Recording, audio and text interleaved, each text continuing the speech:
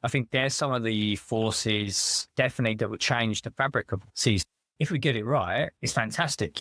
We're going to harness the benefits of those technology to then make stuff like our use of resources better, how we communicate better.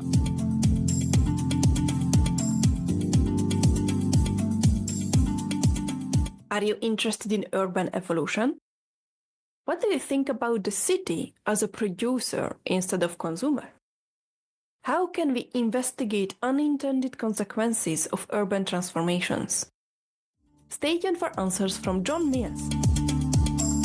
What is the future for cities? Do you want to learn more about them? Do you want to know how others think about them? Do you want to be part of the conversation? Then this is the right place. Welcome to What is the Future for Cities podcast. Today, I will interview Jon Mills, director at Urbis.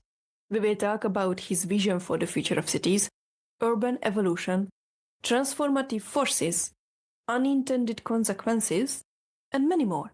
So let's start with a proper introduction. Jon Mills is an environmental planner and project manager with more than 20 years' experience in Australia and the UK. Jon's predominate experience is in leading teams to assist clients through project positioning and approvals processes for large infrastructure projects, particularly within energy and communication sectors, with a focus on renewable energy, digital infrastructure, and sustainability planning policy and advice. Jon's work in these areas includes leading statutory planning and environmental approvals, strategic papers, and policy work for all levels of government and NGOs, as well as providing planning and strategic advice. This includes environmental planning strategies, built environment sustainability advice, particularly in energy transition, and strategies, policy, and advice around digital infrastructure and integration of technology into the cities and regions. Currently, Jon is advocating for energy transition to be inclusive of nature-positive solutions, and for this and other sustainability initiatives to be considered in the planning process. Jon is also part of the Urbis team working with NBN to develop the nationally significant and industry-leading prospectus, accelerating smarter development for Australia. And with that, Jon, welcome to the podcast. Thank you so much for your time. I highly appreciate your opinions on the podcast. And let's jump right in. What does the future of cities mean to you? The future of cities is a massive, wide-ranging question. I have a real feeling that in terms of future cities, we've been working as business as usual for a long time on city. We've had cities around for 10,000 years and we've gone through various different revolutions. We think about the future of cities a lot, and I started off as a planner, particularly a statutory planner, what they call that in Australia, like getting approvals for things. And then at some point, why are we getting approvals for things and there wasn't long-term joined up thinking. So in the work I do now, and I'll come to that later, what I think about the future of cities is I have a bit of a fear for the future of cities. I don't think we necessarily have a joined up approach. So I do think there needs to be a huge transformation for the future of cities in terms of how we use resources, how we connect to each other, how we retain our sense of communities, how we can transform our cities. If we're saying that we're a tipping point, the majority of the world's population now lives in a city. By 2050, my colleague was telling me 70% of us will live in cities. But without us necessarily thinking of, some people are still thinking of the city as they've always thought of the city. When the work we do as well, when new technology comes in, how does that technology get implemented into a city? I think the future of cities is going to involve a massive transformation. We want it to be utopian and not a Blade Runner dystopian future. I think it's a messy tangle and there needs to be a coordinated effort to us as a species of what that future of cities looks like. Knowing that the definition of cities, purpose of cities, as you go around the world, someone thinks of cities in Australia is completely different. Someone might think of a city in Europe, Africa, or Asia. So we have to acknowledge that and we have to appreciate that, but then also making sure that everyone does have the same benefits and our cities are essentially being sustainable. I think the word I was grasping for, sustainable transformation, I think I was talking to someone the other day in terms of how I think the future of cities should look. You just mentioned that city can mean different for every region, for every location, for every person. What does the city mean to you? City means to me, it's an interesting one. I used to get into arguments with someone about, not argument, we used to talk about that there's the classics pub quiz question, what's the largest city in the world? And I think the answer was Mount Isa in Australia by land definition, which is a really small city, but it's obviously got this large geographical boundary. People would say Mexico City. That was interesting to me. I moved to Australia from the UK. I lived in London. And so my view of a city was very London centric. I did live in other cities in the UK as well. I've traveled around to cities and then coming to Australia where we defined cities. So you had what I would have called small towns, call themselves cities. And then I know in the UK, there's a place where I'm from, just outside London in Essex, where the capital city, Chelmsford, for instance, got city status. Colchester, which is probably the oldest recorded town in the UK, which is an old Roman settlement, didn't have city status. I believe it might have now. So there was these sort of tensions. I think probably going back to how cities were defined, medieval eras, going to my point of why cities are different everywhere, like that definition of size, what makes a city. So then you start thinking about what's the common thread. So I suppose dense population living, people living together, lots of different communities coming together. So you have different groups who are from that city, but they've migrated to that city. London's a great example of that. You've had constant waves of people coming to the city from other parts of the country seeking employment, seeking cultural enrichment, seeking just a different life for themselves, economic migrants. And generally when people coming into a country, they're obviously drawn to the biggest cities. Here in Australia, everyone naturally comes to Sydney and Melbourne before they come out. You have younger people, particularly. I live in Melbourne, but on the fringes. We live up in, still classed as Melbourne, but it's semi-rural. We're still in the boundaries and all the confines of that. You have young people seeking time in the city, cultural, entertainment precincts, stuff that they may not have got in their small town. And then that traditional view of people like having a family and trying to move outside of the crazy part of that. Lots of definitions. And I remember, like I said, going back to my pub quiz question at the start, having years ago, having a discussion with someone and we were like, what is the definition of city? There's like lots. So my sort of, at least from my point of view, it was like human beings, not necessarily from the same cultural background, coming together in a more dense living spot and having a shared use of resources and culture to create a unique community. And obviously the city then does evolve over time as well. What a city becomes, its identity changes as well. Again, going back to my London example, still work for a council there in the East London, which is where the 2012 Olympics was. Now that area was quite a working class area, fairly poor and could be fairly deprived. And then when the transformation, when the Olympics came in, you had this, where the Olympic Stadium is now, that whole precinct was one of the largest transformation projects, urban regeneration projects in Europe. But I remember at the time distinctly, you had people protesting saying, we've been here, I had my family's had a factory here for 100 years. And so they saw the change of the scene. Like I said, still work in the statutory planning space to a degree. We see a lot of people with that fear of change, but then that change happens and then this new thing comes in place. And then when that eventually gets changed, maybe in 100 years' time, people are like, oh, this is our cultural thing that we grew up with. So it's interesting that it's that constantly changing piece. But going back to my point about future cities, always been interesting to me. And this goes back to some of the work we do. Because the way, obviously we do have master plans for cities, we do have strategic plans cover government, but then because I suppose some of the shorter cycle government, because a lot of stuff's private sector driven in terms of developers, you do end up to try and create a plan for this. Plans don't always necessarily work out. And that plays into why we get frustrations in people when things like how cities work, hodgepodge of infrastructure and constant problems that have to be solved, which, to be honest, gives us all something to talk about. We will definitely get back to urban evolution because that's something I am also very passionate about. But first, what are the forces which transform currently the city and which create the future of cities? The big one I think about a lot is the advent at the moment of technology is a huge one at the moment. I'm quite passionate about this, and we're looking in the telecommunication space. I know there was a long stuff around before then, but let's be frank, it's probably about the past 25 years we've had this technology. I was born in 79, so I grew up pre-mobile phone era and energy TMT as you didn't have the mobile phone and internet. So you had this whole piece of technology which requires infrastructure that came in 25 years ago, let's just say that was completely unplanned for in the city. So you would think it would have been planned better. Here we are 25 years later. And again, I'm going to talk very from an Australian context, but it's still not really well planned and well thought for. It's definitely not in new communities. And given how absolutely connected we are to this infrastructure, It's quite shocking that is the case. And I know we've been through this before when cars took from horse and cart. That was a similar scenario when electricity came into place. But I suppose what we are now in the 21st century, but our society has moved on as well. The community does have more of a voice in terms of the democratic systems in place we have. Again, talking from Melbourne, the communities expect to have a say, so people expect to have infrastructure, but they don't necessarily want to see it. And they also want to know what infrastructure is going on. I know it's quite niche, but in terms of enforcement, that's a huge piece of infrastructure that isn't planned for.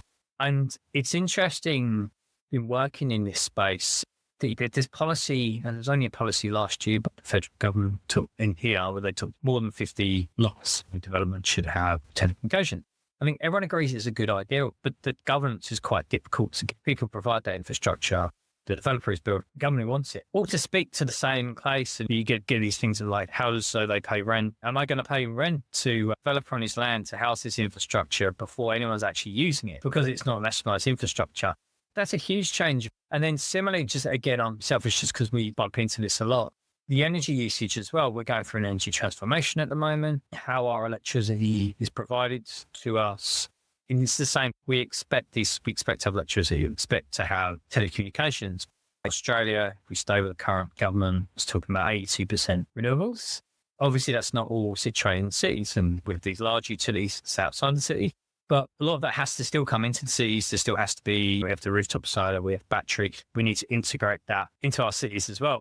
So there's a question about how does that play out in the city? Then the extra energy usage. So going back to my technology point, all that mobile phone and internet infrastructure uses extra power. My colleague Richard has a great fact, which he always says, me 100 megawatt data center. So we're talking data center for our data uses the same amount of power as 50,000 houses. And there's also a water stat, which I'm not going to quote because I can't remember off the top of my head, but it was similarly alarming. And then we're talking about the AI data center. So they're using these resources as well. So that's an unplanned use of resources that they generate. And if these things are then placed on the edges of cities or in cities as well, then that's an extra strain on that infrastructure. I think all of this is absolutely fine. We as a species can deal with this and plan for it. But the planning isn't quite necessarily there. And people will argue me and tell me I'm wrong here, and they'll be at a theory level. But I'd say at the ground down level of developments, it's not necessarily being planned and integrated. I think there's some of the forces definitely that will change the fabric of cities. If we get it right, it's fantastic. We're going to harness the benefits of those technology to then make stuff like our use of resources better, how we communicate better, how we stay connected. Everyone, you got that old adage, and again, going back to London, we're like, I never felt more lonely in the city because I don't know my neighbour. And so there's ways, and we see this social media, you can create pockets of communities. It's fantastic. So if we do it right, it could be fantastic. I suppose you're going back to that governance structure, and there's probably, I know there's places that are doing stuff better than others. But again, and we see what places in London, Singapore, but then they've all got their own ways they can, like Singapore's a city state, easier to put some of that governance in place. But where I'm seeing right now, it's a massive challenge. I think I'm from a very privileged view in Australia's a rich, developed nation as well, but there's other cities which are coming up and they don't necessarily have that. We've been up into cities and interesting looking at the same infrastructure. Accra's a good example. Jordan as well, those sort of cities, which are again, fantastic cities. But then you see some of that infrastructure is just being placed in different rules to the way we would have it as well. Going back to my point about every city being different and how those things are placed. On that one, the other interesting one, if you go back to this, and I'm not saying I advocate for this city, is the NEOM project in Saudi Arabia. And the reason I don't advocate for it is a bit out there and has some of its issues and stuff. But it's an interesting example of, again, of someone saying, we're going to just do something completely different and build something. Again, I'm not saying I think it's a great use of resources, and obviously there's a lot of issues around that, but it is an example of someone going, okay, we'll just try and do something completely different and how we would capture some of those challenges I talked about. I'm not saying we should be doing something like that, but I suppose the lesson I'm taking, and one I did take from that, is thinking about that was like, we don't have to, and goes back to my point, have to do business as usual just because this is what we did 20 years ago. That's not what we have to do now. And again, going back to telecommunications internet, it's definitely the case that there's a lot of community and thought from how that's developed in time. And that's the same with government policy as well. Let's unpack this term technology. because you were mainly talking about digital and telecommunications. Yeah. At the same time, you were also talking about how urban transformation happened when we switched from horses to cars, which I would say is a technological change. Yeah, great. But I'm curious, what do you mean by technology? So I agree with you on that technology change there. The reason I was talking about this one, again, I'm being quite selfish because I'm doing a lot of work in this space at the moment, is it's the backbone infrastructure to everything we're doing now. So everything we're doing now, you and me are talking and sitting in completely different places, speaking over a video, that technology, ability for someone to sit on their phone, the ability for everyone at COVID to go, suddenly I'm just going to work at home now. And then now everyone's expectation is that actually I can work from wherever I want. We could be doing this interview from me sitting at the park. Well, that's the expectation, maybe, that with technology it doesn't bear that out. That's what I mean by technology. That backbone infrastructure being in place, and so to benefit everything. And then when we talk about technologies, then how we use that. So the use cases that come off that. And using technology is a bit of a catch-all word, particularly for digital plumbing, but then it could also mean the technology that enables, like I said, the energy revolution. If we're talking about transport, in different methods of transport, i.e. in automated public transport, metro systems, electric vehicle, again, not totally throwing there yet on those things, but that's the encompassing piece of what I mean about technology. I suppose I'm probably being a bit more niche talking about the enabling digital infrastructure to enable us to have ideas and say, won't it be cool if our systems automatically water when the weather system tells the weather satellite is telling us it's going to rain? Really basic one, but those type of things which I see as technology, and that is something that, again, going back to my point at the start, we talk about this transformation of cities.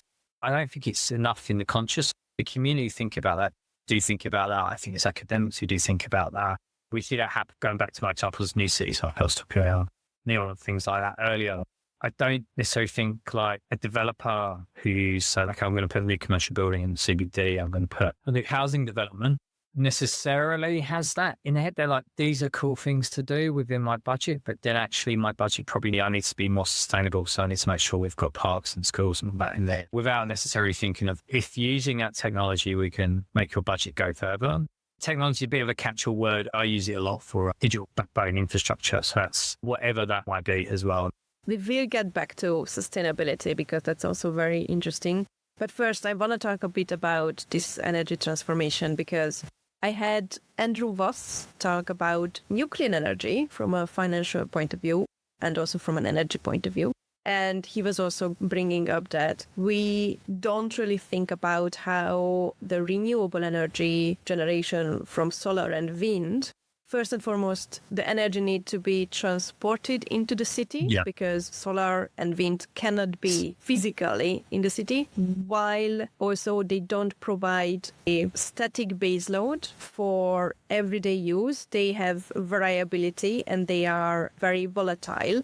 I'm curious, how do you think about nuclear energy as part of the energy conversation, not just a sole solution? I'm going to preface this, I'm definitely not an expert in nuclear energy. 100%. But at the same token, it's an interesting one from Revolution. Like I said, I do a lot in the planning space around renewable energy, particularly wind, solar, batteries. We work in the approval space of getting those projects approved, finding the land for them, finding the suitable land, and talk about policy stuff. And again, coming from that piece of work, it became apparent to me that, sorry, I'll come back to your question necessarily on the nuclear, but it was interesting. People just ship renewable good, coal bad, nuclear bad. It's a lot more nuanced than that, obviously. And then we get the arguments against solar wind saying, how is the manufacturer using their own minerals, or they might use coal? And these things are obviously happening. So you have to look at the balance of what's going to be better for our future. With nuclear, currently in the UK, to power, I think anyone really thought bad about it necessarily. Like it was like nuclear power there. It's a spectre. If it goes wrong, okay, that's not great. And then there was obviously the waste, deal with the waste, and obviously the long periods of time in that. I've never personally had concern from that. Come to Australia, it's interesting. Australia was nuclear free. I'm just practical about this, to be honest. I just think where we are at the moment, like to get to nuclear, and I'm coming from my hat on from these finding, so solar, for instance. I'll give you an example. Solar farm, we can get 400 megawatts solar with large battery associated, say 100 kilometers outside of Melbourne. How do we do it? So we're looking, where's the power line capacity? Now, that's not assuming that we do more upgrades. Going back to my transformation piece, most of the network was built at 60. we probably do need to upgrade our network anyway. And I know that there's some high voltage towers obviously go through wear and tear situation. I haven't looked at for a while. So obviously we have to go through that. So we look for sites. And so if we can get site, buy the land, lease the land, leasing's good because you can do other stuff from the land with that. And that's part of the advantage. You can also, I'll go back to me, you can bid biodiversity increases there. So if you do that, you then go and do community engagement, you try and get community benefits in place. You do environmental planning sort of approval process, then you go to construction. I mean, you could be looking at a 5-year cycle. I'm just being generous. It could be less. Some of them can be more, but generally you try to find the right spots. So it's a 5-year cycle.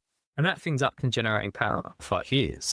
The only problem I have with nuclear is from a practicality, I suppose, is if we don't have it at the moment, we've got to get these sites. We've then got to go through all that process I talked about for all the approvals, which is going to be a lot more complex in terms of environmental approvals and some of the common approvals in terms of particularly around safety measures and stuff. We're going to have to get it built and it all has to be funded as well. So there's a hugely longer lead time. And I know, obviously, I'm not going to wade into discourse at the moment because we're just about to come into election. I think this is going to be one of the major hot topics. There was obviously discrepancies over that costing, but then that means that's going to take us far longer to get into production. I think we've got the sites secure anyway for that. Just my perception as well. And I understand it's interesting. We have this in Australia, but I see it play out around the world. Real differences between the rural areas and cities and so the renewable energy to the cities. So for us, what we're getting out of it, green bridge that gap. But then I suppose there's people going to be equally upset. The nuclear power makes them as well, probably more so. There's obviously good technical reasons like you talked about in terms of baseload power. I just think if going back to my idea of like transformation, use of resources, we need to get the power up and going. If we're saying coal's not, we're going to face coal. We need to get to as quick as we can. So we shouldn't be having these arguments about either or. We can get the renewable power in there. We can have wind, we can have solar, batteries to stabilise the grids. The battery comes to discharge at night. There is that option as well. There's other, obviously, mechanisms we can try and get power on board as well. There's obviously things like we can explore like hydro. Long term, maybe there's hydrogen. No, I know, couldn't flag on that. But we can try all these different things to get that up as quick as possible. Maybe nuclear comes in there in the future, but we don't want to be like, cut the cord on renewable energy and throw all our eggs into that basket because it doesn't make any sense in my view when we've got something that's quite easy to get up. Why I had quite a lot of renewable energy I've been working on. I was at a solar farm last week, government tour of a project. And I talked about 5 years. That was a project actually that started in 2016. So it's quite a long lead time, but there was various reasons for that. But that project, when you went around there's no noise coming from it. There's just panels in the field. It's very unmanned. There was wildlife on the site. They're trying to get the kangaroos out of there, which is always a problem, but you have conservation around there. The panels are up high enough. So we're talking about stuff like, and this is why I'm quite passionate about, again, when we have the arguments here about food production, we can probably still do food production alongside that. We can grass sheep. We can restore native lands that may have been destroyed through pesticides and stuff, so try rehabilitation of land. Those other options are for renewable energy. And again, I'm not saying it's the complete solution. That's why I suppose the government says 82%, 100%. But it then does provide other options to have other dual uses that sit alongside it.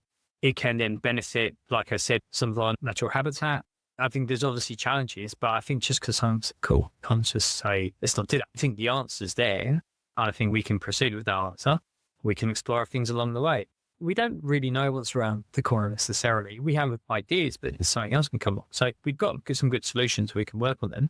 And then obviously then we can implement new technologies as come in. Are they safe? Are they practical? Can we deploy them?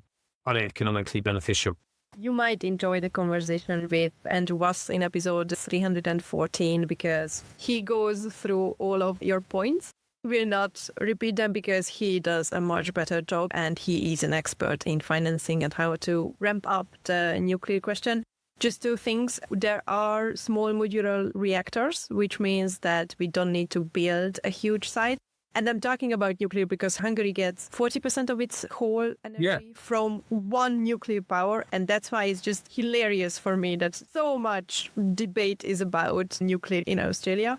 And the second, which I learned through talking with Andrew, is that nuclear waste is freaking recyclable, 95%. And nobody's talking about that. And That's a great point. I think about this stuff as well. There's education. We talk about this. And like I said, I work in the renewable space. And this is why you probably, although I'm not simply willing to anti this or that. I think the problem is that we have this anti approach all the time. And I think everyone has to understand, like, we're loving to stop fighting about this stuff.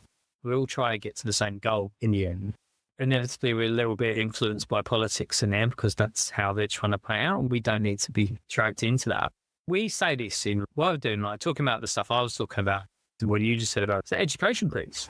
Actually getting facts out to people, actual facts out to people from all sides, and then we come together to have a solution. And it goes back to what I was saying at the start about future of cities, like having a coordinated plan. We're all trying to work towards the same goal rather than, again, going off on the PL, talking about transformation. A lot of it, and I see this in streets we work in, is a lot of this. We just need to get there as quick as we can. Let's do what we can to get as quick as we can. Get there as quick as they can. And there's no real, okay, what's the next bit? And then how does that play into necessary next to that as well? And then this plays out like we're just talking about at the moment with the power piece. Obviously, we're going to go through the election cycle now. Who knows who's going to win? They might take a completely different view. And then we have another 4 years of someone doing something to shore up their voter base rather than actually thinking about what's best for the country. And I also agree with you that none of these individual solutions are the sole solutions. So they need to be working together, obviously. So we need renewables. I think nuclear could be a good option as well. Hydro and whatever. So it's just a very interesting conversation.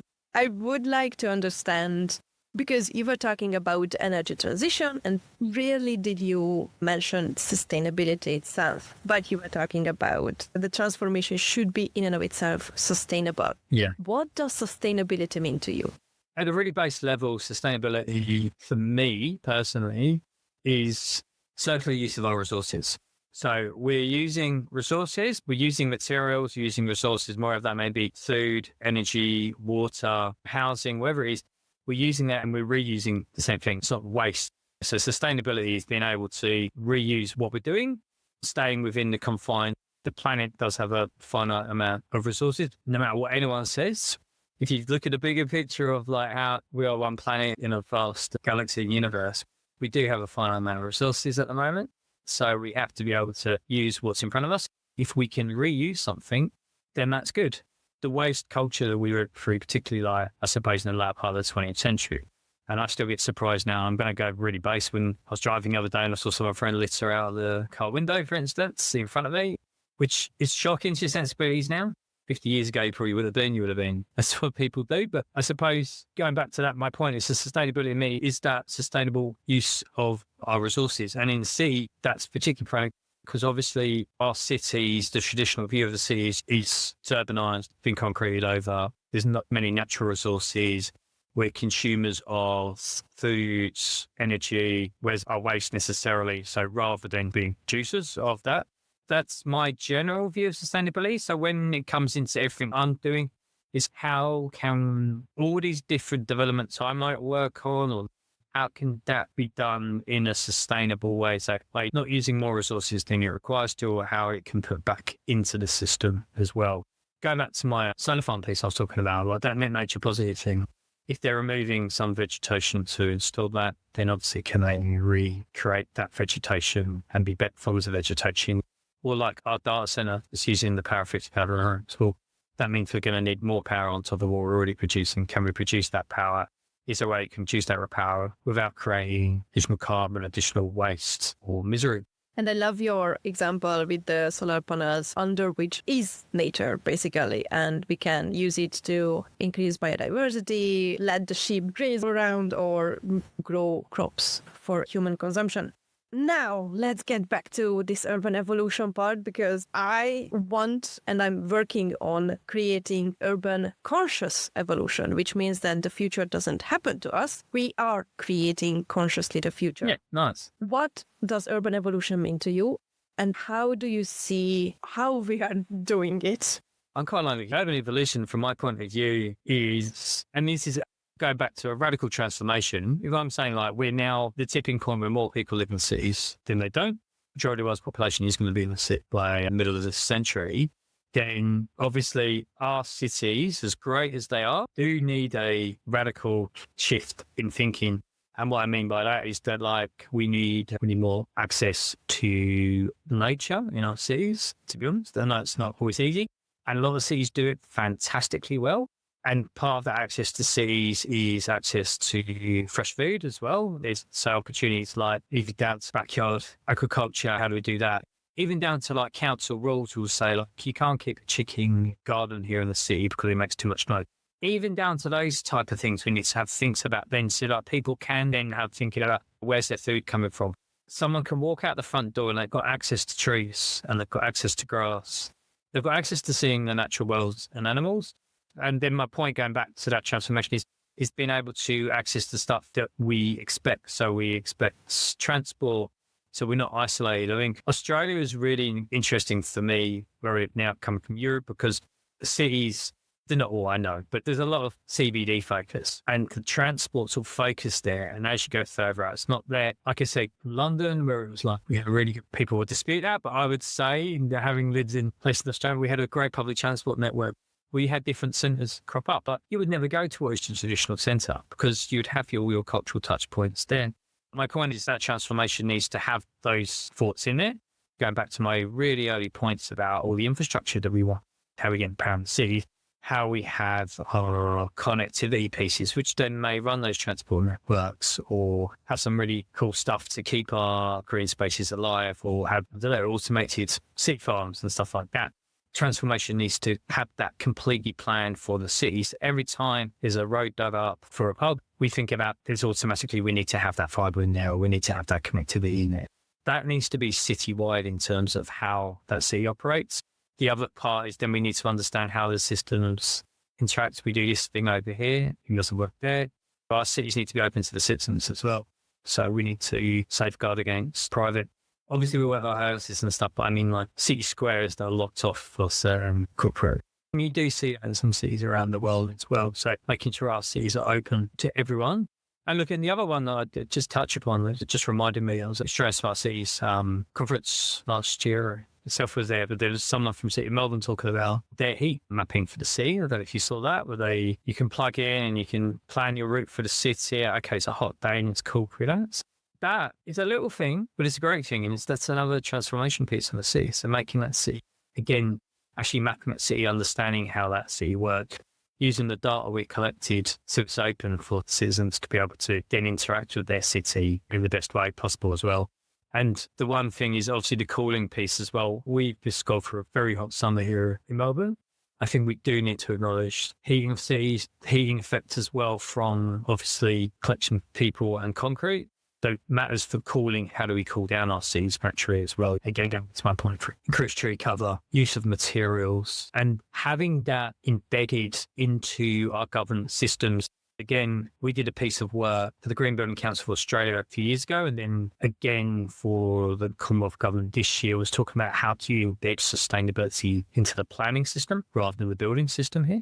So it's then thought of and budgeted up front. Whatever those whole range of measures and sustainability in terms of not just energy, water usage, building, how building materials are used. And then when developers get their approvals for something, they're held to account because they have conditions saying you have to do this, Y, and Z. And then it comes a bit of the business as usual. So embedding those practices in there. It's there at the moment, but it's not completely there. And coming from the outside, that'll blow a lot of people's mind. That should be there. I think those governance structures, for me, the transformation does come in those governance structures as well, because we all have these lovely ideas, or grand ideas, and think this is how we transform the sea. Like you talking about consciously transform the sea, again, being my planning nerd here. But like when you get into the governance of it, that's where the nitty gritty comes in. Like, how does that play out in its planning scheme, and how do we make sure that happens? And there's councils, we were in exercise, and councils were saying developers shouldn't be forced to do this. They should do it of their own accord, like it or not. People do as businesses and they have balance sheets. And so it's easier for them to have stuff that's mandated in there as well. So that transformation in my mind, the governance is where we need to run that from, and then spill out into there. I do believe we do need a bit more. I'm not talking a bit dictatorial, of course, in terms of like encouragement of the stuff that we will agree that we want to do. And then having that mandate in, so it trickles down from government into the private sector. Notwithstanding some of the changes you've seen with what's happening in America, but we are seeing particularly investors and finance moving towards putting money into those. We like to talk about like green loans for housing and people trying to future-proof themselves that way. Again, I know there have been changes recently, recent change of government, but we're still seeing that encouragement here and in Asia in terms of finance. The incentive piece is a very interesting piece because I talked with Finn Morehouse and he brought up a seemingly good regulation in the States. They required the developers to create affordable housing. If a developer were creating affordable housing, then they were able to bid higher. But that created a segregation in the building itself because the developers created separate entrances and separate stairs for the affordable housing tenants. Or they didn't build up, so they resigned from this opportunity, thus meaning that they created less accommodation, which means that the demand was higher than the supply itself, which also meant that the prices were hiking up. So it's very interesting how we can create good regulations, good incentives in the regulations, which will not have a backlash. That's the unintended consequences we have to protect. We had some interesting ones. I think Brisbane City Council, when we were doing our research, as I still have it, had an incentive for reduction in infrastructure charges for a developer if they had a Green Star rated building. So there was an incentive for them to do that because they can, again, not to get too into the detail, but the planning system didn't allow the regulation. So the council was able to afford, it's a bigger council, to do, and that provided those incentives.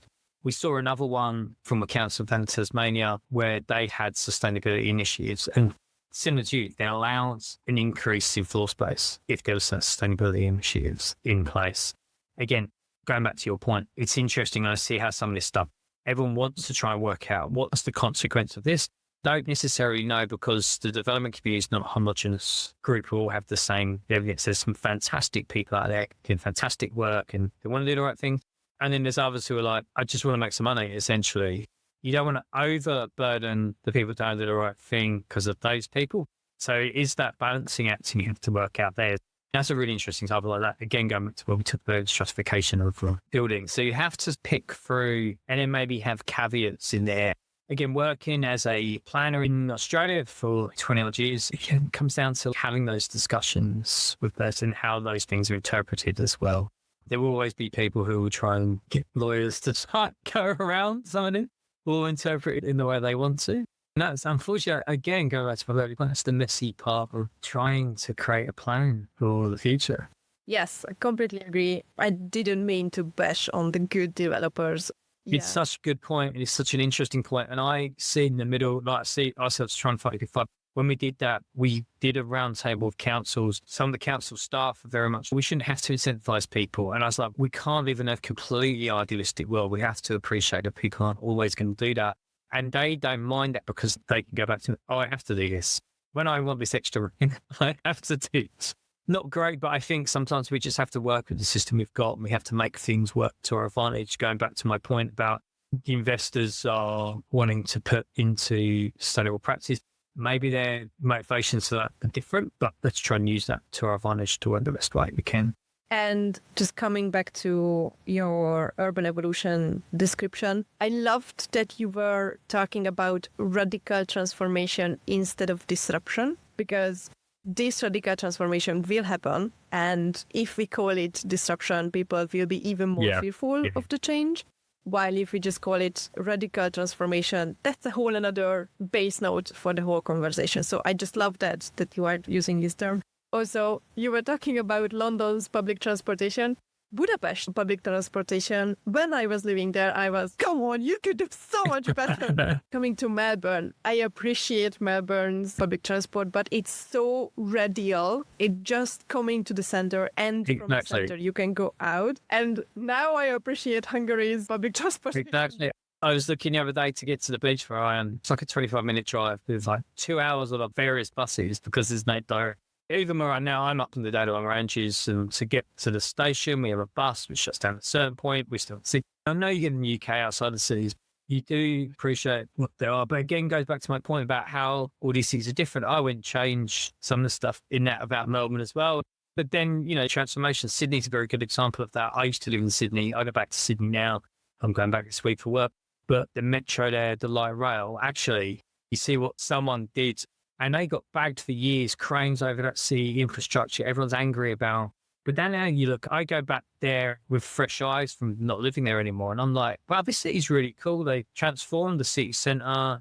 There's some real active spaces now. And the transport system is actually really usable. And that city was never known for that at all. Everyone was like, Sydney's a high transport place. And again, Sydney people will probably completely disagree with me at the moment, but coming from outside, I can be like, you can see what can be done. But going back to your point, I think when we talk about the shop, there's always going to be areas there's change, uncertainty about change, or this is how we've always done stuff. Radically, we just can't do things the way we've always done them. And going back to our earlier points about technology adoption, no one's around here when we change. I don't think anyone's still alive when we change from water to cars, probably not to electricity. So we've lost that conscious memory about change. We've been there before as a species. We can do it again. Jon, I could ask you for hours because this is a very interesting conversation, but I want to be respectful of your time and thus skipping the 3 questions, the fears, opportunities and strengths, because you were talking about those. And let's jump into your role. What is your role in establishing the future of cities? I work in a company called Urbis. We're a consultancy, professional service, I suppose you would call us. Our tagline is creating better cities for communities. That's the gist of it. I can't do it for justice. We do all facets of things, planning, economics. But my role specifically is, my background, like I said, I was a statutory planner. I worked in infrastructure space. Like I said, I worked in London, the local council doing some of that stuff in that area. I was talking about where Olympics was. Came to Australia, working particularly in the environmental side of the planning and in the telecommunications. And that was so fascinating to me, that transformation from telecommunications. So my role now is we work in a group, what we call Smart Sustainable Places Group. So we saw an idea in planning, particularly in planning, to I suppose in the consultancy space and that advisory space, that having planning focused solutions for sustainability in planning. So this is where I'm talking about before, is knitting in. Someone's trying to do a development and then we'll knit in, okay, have you thought about providing this solution we might bring in? How do we bring in renewable energy power? What sort of materials do we bring in? And try and embed that in there. Like I said, some of the work we did previously was that, how do we embed in the planning system sustainable initiatives? So we're doing bits of work like that. Because of my telecommunications background, we work in smart cities as well, which isn't a word we necessarily like, to be honest. And smart cities, we recognised it went from this flashy strategies of like, I've got a smart bench and that. So actually, no, it needs to be that BAU that I was talking about. At the moment, we're very focused on, my focus, digital infrastructure, where my colleagues, Dr. Nathaniel Babington, he's focused on the outcome usage of that and organisational change as well. We working with the council at the moment, for instance, and the discussion there is BAU. They have a problem. The engineering team have a problem. We want to know, how are our assets being used? Then resort to him, they go in and they use a technology solution for that. So they're creating efficiency and getting the actual data they need for that. And that could be a whole myriad of stuff. And we had workshops we're talking about, from things like how to keep landscaping alive, people plant stuff. People always moan about councils plant stuff. To use of disabled toilets, to, for instance, someone walking their dog on an oval at night, lights coming on automatically so they feel safe. And they don't have to worry about that and how their energy usage there.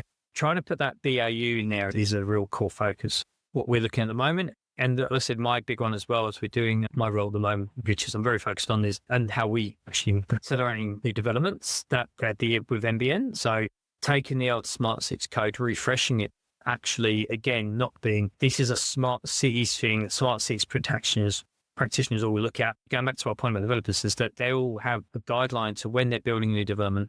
This is how I put in this technology. These are the business uses. There's also a return of investment I can work out. So I put this initiative in here. I put this environmental sense, the water quality. I can market that I have a lake in here that someone can swim. The water quality is great, and that is a market benefit. That's a really bad example, but there's all sorts of things like, for instance, smart bins, how people use communities, the public transport in the area, even the connectivity. Just really quick example, last year we had a major storm up here. No power for about a week where I live on the edge of Melbourne. No power for a week because the power went down. Mobile phone towers went down, so you had no connectivity, and everyone breaks down. Everyone's like, I don't know how to live anymore. The only reason I say that example is that we're seeing these natural disasters as well. So actually, it's very important that we build these things in there. So what we're trying to do with this piece of work at the moment, which we're going to be launching in a couple of months, actually, can be a national launch. And field party engagement, taking feedback and actually just try to embed that into the development community. So what we talked about before is then so people start to think about this. Ideally, would love that stuff to be picked by government. And I suppose that's where I'm going back to my role, is trying to advocate for those changes, particularly in government structures, and then seeing how those unintended play out in the development world through our experiences in the coalface as well. So then we can try and pick and choose some of those areas to try and produce that transformation. And then, like I said to you before, my other passion project moment is around the co-location of renewable assets with enhanced biodiversity and agriculture as well. The reason I'm using those examples, you can see that's the sort of what our role is, trying to pick those transformational pieces, and we pick them one at a time and put those governance in place, try and bridge the gap between the private sector, governments, the community. So my satisfaction is when those things occur, then we get the policy in place, and so we're slowly ticking away at those things that we talked about in terms of the conscious changes to cities. Jon, thank you so much for your time, and please keep up the good work because we need this kind of thinking. Do you have any closing comments or requests for the audience? Thank you for listening to me go off on a myriad of subjects. I would encourage anyone who's interested in some of this to reach out to us. We're always interested in speaking to anyone from all walks of life and ideas, and also encourage anyone to don't think that transformation is impossible as well. I think going back to the very start, there's so much doing, but I think we can have a positive future. And I think most people want to work towards a positive future. Going back to our point, we just need to have a collective working together on that as well. And thank you for your time. Thank you so much.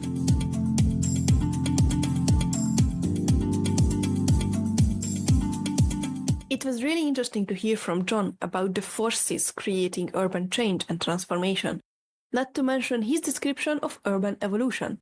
I also discussed urban conscious evolution in episode 156.